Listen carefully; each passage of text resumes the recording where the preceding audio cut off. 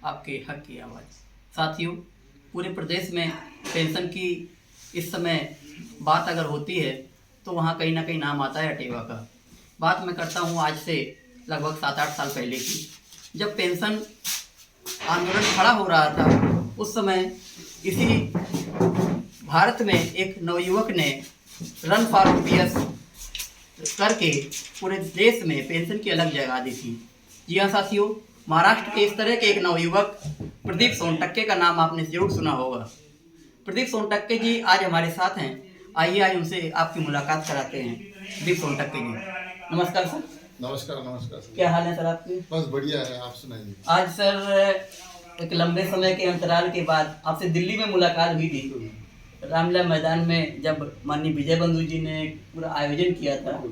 और वो बहुत ही ज़्यादा एक आंदोलन की दिशा में एक बड़ा कदम था। बिल्कुल। आपने, मैं यहाँ पे एक जिक्र करना चाहूँगा उस आपने जो किया था, वो एक प्रेरणादायक है। आज भी हम लोग उसको याद करके एक तरोताज़ा होते हैं और आंदोलन की दिशा में एक ऊर्जा मिल जाती है। बिल्कुल। सोनटक्के जी बताएं उस बारे में पहले आप संक्षिप्त में कि वो किस तरह की आपकी वो आपने किया था रन फॉर ओपीएस। बिल्कुल, उसके बारे में अगर जितना भी बात करें तो कम ही है। मैं तो ये कहूँगा कि वो तो मेरा सौभाग्य था कि वो मुझे करने की मौका मिला, जिसमें अपन एनपीएस और एनपीएस की जो लड़ाई थी एनपीएस के खिलाफ, उसमें जो अटेवा ने और एनएमओपीएस ने जो कदम उठाए थे, उस कदम में मैं मेरा सहयोग है, वो सहयोग मैं अपनी तरीके से देना चाहता था। और हमारे बंधु जी से हमारी वार्तालाप हुई, बंधु जी ने जैसे ग्रीन सिग्नल दे दिया, तो फिर आपने तो जो बाद में जो हुआ वो तो पूरी भारत ने देख लिया। बिल्कुल बिल्कुल बिल्कुल। कानपुर देहात से भी आपको काफी संबल मिला था, इसके बारे में क्या कहना चाहेंगे? बिल्कुल, एक कहावत है, जंगल में मोर नाचा किसने देखा।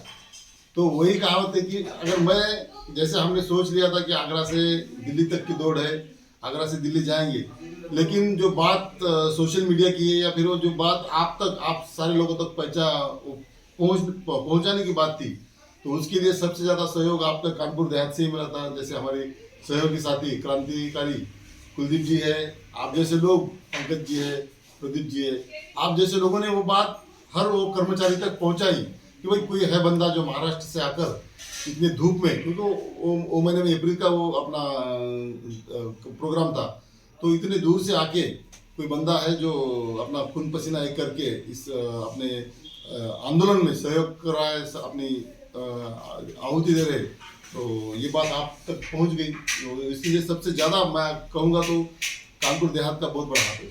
सोनटक्के जी, यहाँ पे एक सवाल बनता है कि ये बहुत बड़ा जज्बे की जरूरत है। महाराष्ट्र कहाँ है और दिल्ली कहाँ है, और वहाँ से आप दौड़ लगा रहे हैं पेंशन के लिए। कहाँ से प्रेरणा मिल जाती है आप लोगों को? मुझे ऐसा लगता है कि महाराष्ट्र की धरती में इस तरह का कुछ है, या आप कहाँ से मतलब इतनी ऊर्जा?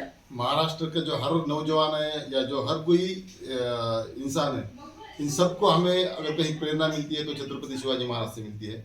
हमारी जड़ें वहाँ से जुड़ी है जहाँ पे कहते हैं कि आटके पार झंडे लावले, मराठ्यांनी आटके पार झंडे लावले, जैसे कि अटक से लेकर कटक तक जो मराठा साम्राज्य था, तो ये हमारे खून में है कि हम चलते हैं जहाँ भी संघर्ष की बारी है, हम हाथ में झंडा लिए पहले खड़े होते हैं, संघर्ष के हम कभी डरते नहीं। बिल्कुल बिल्कुल। अच्छा, तो आज जैसे आज आपसे भेंट हो गई, तो आज का किस तरह का आपका प्रोग्राम था, इसके बारे में थोड़ा बताएं।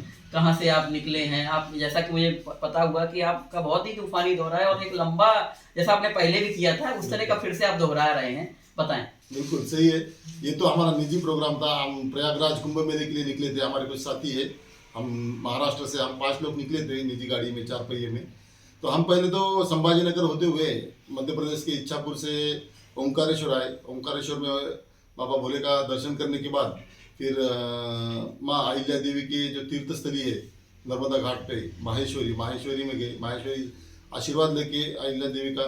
फिर वहाँ से उज्जैन आए, बाबा महाकाल का दर्शन करने के बाद उज्जैन से फिर वीरों की भूमि राजस्थान चले गए। राजस्थान में चित्तौड़गढ़ है, उसके बाद में जो उदयपुर में जो पैलेस है, वो जो प्लेसेस है वहाँ देखे। उसके बाद जो महावीर शिरोमणि महाराणा प्रताप, इनकी जो कर्मभूमि है, जो पूरे भारतवर्ष में हल्दी घाट के नाम से जानी जाती है, जो अकबर के साथ उनका युद्ध हुआ था, वहाँ पे हमने चेतक जो स्मारक है, जो उनके साथी थे सहयोगी, जो घोड़ा जिसको चेतक बोलते बिल्कुल थे, बिल्कुल। हाँ, उनके स्मारक को विजिट किया, वहाँ से आशीर्वाद लेते हुए फिर महाराणा प्रताप जी की जो जन्मस्थली है कुंभलगढ़ विजिट किया। और उसके बाद अजमेर आ गए, सॉरी अजमेर अजमेर अजमेर अजमेर गए। अजमेर से दरगाह से फिर पुष्कर गए, पुष्कर, जो ब्रह्मा कि जी का मंदिर ब्रह्मा जी का जो दुनिया का एकमेव मंदिर है जी। वहाँ से होते हुए फिर जयपुर के लिए निकले। बिल्कुल, बहुत अच्छा। तो बहुत बढ़िया आपका ये, हालांकि निजी दौरा है लेकिन ये धार्मिक और एक वीरों की जमीन से मतलब होते हुए वहाँ से प्रेरणा लेकर के। अच्छा, भविष्य में भी इस तरह की कोई योजना है पेंशन के आंदोलन को लेकर के, जैसे आपने रन फॉर ओपीएस किया था, सोनटक्के जी बताएं। बिल्कुल, जब भी आरटीवा हो या एनएमओपीएस हो या फिर हमारे एमआरजीपीएस जिसे हम महाराष्ट्र राज्य जूनियर पेंशनर संगठन बोलते हैं, जहाँ भी लगे उनको कि या फिर मुझे लगे कि यहाँ पे मेरा सहयोग की जरूरत है, तो हम बिल्कुल खड़े हैं, तैयार हैं और उसी ऊर्जा से, उसी ताकत से और उसी उम्मीद से लड़ेंगे। और लड़ाई ये आखिरी तक चलेगी, जब तक मतलब जीत नहीं जाते तब तक लड़ाई चलेगी। सोनटक्के जी, एक यहाँ पे सवाल कि जैसे हम लोग, ये लड़ाई काफी लंबे समय से चल रही है, अटेवा भी लड़ रहा है, एमओपीएस लड़ रहा है, लेकिन यहाँ पे केंद्र सरकार ने अभी एनपीएस को कन्वर्ट करके यूपीएस में तब्दील करने का किया है, एक प्रस्ताव आया है। इसको आप कैसे देखते हैं? सकारात्मक देखते हैं या आपका अपना कुछ अलग इसका व्यू है? नहीं, ये तो सकारात्मक ही है, क्योंकि 10-15 साल पहले जिस मुद्दे पे कोई चर्चा नहीं करता था, जो बड़ा मुद्दा था, बिल्कुल, जो किसी के जहन में नहीं था, वो मुद्दे को हमने चौराहे से चर्चा करते हुए उसको सड़क पे ला लिया, आंदोलन करके फिर बहुत सारा प्रोटेक्ट करके उसको हमने वो सदन तक ला लिया। सदन में जाने के बाद उस पर चर्चा होने लगी, उस पर वाद होने लगे, विवाद होने लगे, सरकारें बदलने लगी। हमने देखा छत्तीसगढ़ है, हिमाचल प्रदेश है, पंजाब है, बाद में राजस्थान है, यहाँ पे सरकारें बदली इसी मुद्दे पे।